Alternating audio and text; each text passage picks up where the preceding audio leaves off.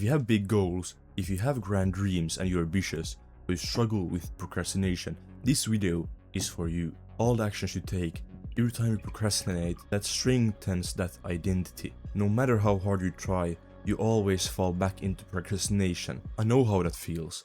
And that's why I created this 3-step system that is designed to overcome procrastination. It's time to change. It's time to lock in. Now, step number 1 is understanding procrastination. If you want to achieve something, you have to put in the work. Nothing is achieved by doing nothing. Procrastination is not a character flaw. It's a faulty feedback loop. And this feedback loop has many reasons for it. So you procrastinate because of one of 4 common reasons. The first reason is the task is too hard. That gives you stress, anxiety and doubt about if you can complete the task satisfactorily, and that leads you to procrastinating on doing the task. Obviously everything is too hard for you in the beginning if it's too far off your level. That's why you gotta break it down to smaller steps, to things you understand, and in that way build it up. But especially the fixed mindset has problems with tasks that are too hard because they don't want to try, because they doubt their abilities, and if they know they won't be able to succeed in it the first time, then they won't do it because they think that that is bad for reputation, and then they don't do it, they don't succeed, they don't try, they procrastinate on it. If the task is too easy, you can also procrastinate on it. If it's too easy, it may happen that you start thinking that, oh well, it won't take any long, it will take like 10 minutes to do. So then you procrastinate on it, and then you like push it until it needs to be done, and then you haven't done it because you thought it would take so short of a time, but then you didn't even do it in the end. The second reason is cognitive overload or confusion. So you don't know where to start, you don't understand it. So it's also basically a little bit with the too hard to understand. You don't know, so you feel overwhelmed, and that leads you to procrastinating. You just don't want to start it because you don't feel like it, or you can't understand it. You're confused, you don't know where to start. That's the biggest problem. So then you start scrolling, watching videos, instead of head first diving in and trying something, trying to figure out. Because often you figure it out, often you learn and become better at it by just doing it. That's the way you figure out something, just trying. If you never try, if you just try to procrastinate on it, you won't get further. The third reason is that you are overstimulated. So you can't focus, your thoughts feel foggy, you can't do anything, you can't even start breaking down because you are too overstimulated. You have it hard to do hard things, you just have to keep scrolling, you can't do anything that takes a lot of willpower, that is harder to do than scrolling. The fourth reason is that you don't have a strict deadline. This leads you to think that you don't need to expend the energy of completing the task yet, because you have a lot of time, but then you don't get it done, then it takes much longer than it's supposed to take. It's all about Parkinson's law. A task expands for the time given to it. So if you have 4 hours to do something, to complete an essay, it will take 4 hours, because during that time you will maybe procrastinate a little bit, you will do something else, then you will work a little bit, but it won't be focused, it will just take those 4 hours. But if you give the same essay 1 hour to do, and after the hour you're not allowed to do it anymore, then you have to deliver it. Then you will get it done during the hour because you have that pressure. You need to be working fully, relentlessly during the hour. And then you get it done and you have 3 hours spare. But most people rarely procrastinate because of one of these reasons. It's often a combination of all 4 of them. And knowing the reasons why you procrastinate is really good. But sometimes you don't even realize that you are procrastinating, because there are also different methods of procrastinating. When procrastinating, you always try to use the best excuse possible to avoid doing the most dreaded task you don't want to do. And that is because whatever works, whatever convinces your brain that you don't need to do that task currently, then you'd use that excuse. So you may procrastinate in, for example, these ways. So scrolling and watching mindless content, just doing nothing with your time, just scrolling away.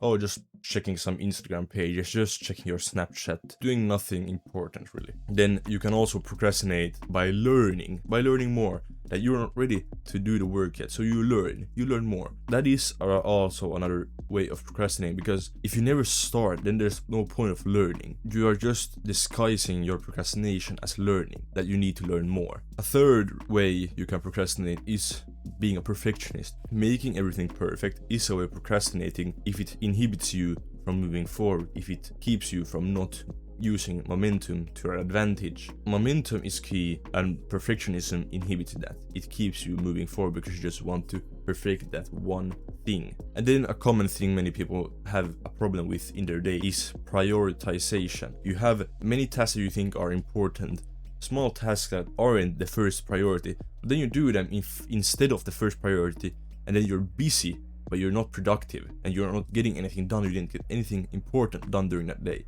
That's why you gotta find the leverage tasks that give you the most progress and do them. Now, when you understand procrastination, we'll go on to step number 2, which is mindset. Not wanting to jump in, procrastinating is a mindset problem. With a fixed mindset, you don't want to dive in, you don't want to look bad, because you think that hurts your reputation, and you just don't want to do something you know you'll probably fail at the first time.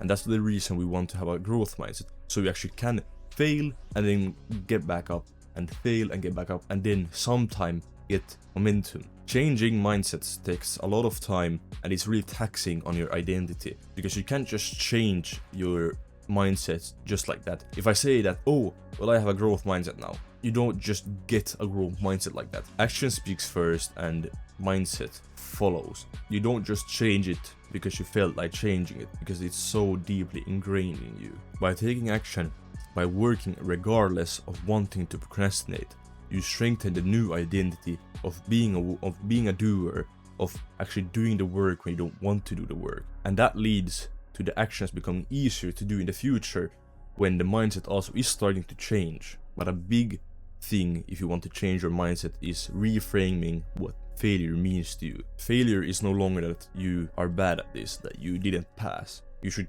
think about failure that you didn't even try. Failure is not trying. If you fall down, that's fine, but not trying, that's what failure should be for you. You should start thinking of procrastination like this. Procrastination never reduces the amount of effort you need to spend by studying, working, training, whatever. It just delays when you spend that effort and how much stress it induces in you. Again, it's all about Parkinson's law. So step 2 primed you to avoid procrastinating. Now step 3 will give you actionable tools you can use to actually make this concrete. So step number 3 is execution systems. You will get far with just step 1 and 2 by understanding procrastination and how to defeat it. But to make it easier for you, I will hand you 3 actionable tools that you can use that tackles procrastination from every single angle: starting, focus, and then a habit. The first task is the 5-minute rule.